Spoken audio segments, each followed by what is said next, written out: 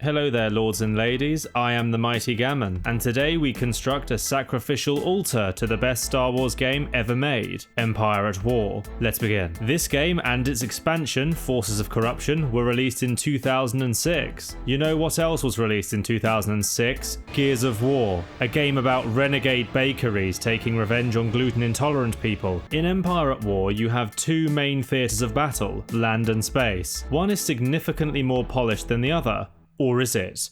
Yes, it is. In space battles, you start with a level 1 space station, which you can level up by spending money and waiting until you're on your deathbed. Sorry, I meant waiting until the game is over and you've lost. Sorry, I meant you can buy iconic ships from the Empire, Rebellion, or the Zaan Consortium, which is a criminal organization led by Geralt of Rivia. You can then order them to jump into most areas of the map where you have vision. Calling a mile-long Dorito into a space battle that's already hectic really is a cinematic experience. As the Empire, your fighters and bombers are a bit but they also come free with any ship larger than a small dog, so summoning a swarm of them is relatively easy when you have an established fleet. Summoning a group of tortilla chips that pump out bombers like a council estate pumps out new kids is extremely effective for clinching a win. You have access to super weapons like the hypervelocity gun. Well, that's my entire budget gone down the drain. Rebels get access to an ion cannon, which removes shields and most weapon systems from ships temporarily. This one actually hits its target more than 10% of the time.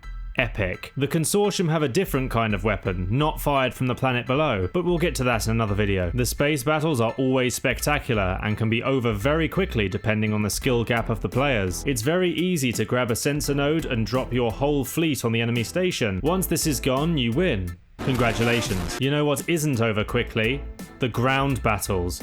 Jesus Christ, the state of these. On the ground, you have access to a base that is usually pre-built. You have to buy specific units from specific buildings rather than a single one, so unlike space battles. This encourages you to keep your base in working order throughout the battle, like a woman. As the Empire, you get iconic units like the AT-ST or the AT-AT. There is a heavy rock, paper, scissors element to the ground battles, where making an army of just one unit makes you more of an idiot than me, and I've got learning difficulties. The Rebellion has the advantage on the ground because they have much more durable units, like these bastard tanks. Who designed this? They beat everything. Utter bullshit imbeciles. Can't even get to special fried throwing their around like a Catherine wheel. The battles are quite slow here because both teams can reinforce themselves quicker than the other team can advance. When playing with AI who will move their army around the base for 5 hours instead of attacking the enemy, this issue is compounded. Seriously, has no one programmed the objective into these things? This isn't a jogging competition. Get ready for Darth Youngling Slayer, Emperor Manfred, and Bob Fett. They can do stuff and things. Bob has a jetpack so he can approach that Rancusi at top speed. This one is actually quite useful until he gets into combat and immediately dies. Vader can crush a single vehicle for a bit, which is okay, but he can also angrily push some rebels over. The Emperor has hilarious animations. Like, is he even trying to look intimidating here? He takes over a load of people at once through mind control, which is the best ability in the game. Oh, also he goes...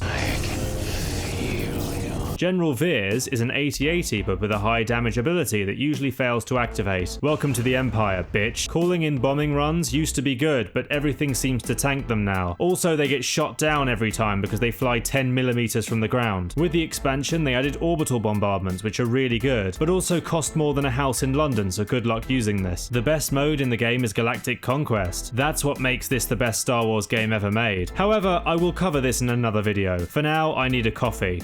Bye.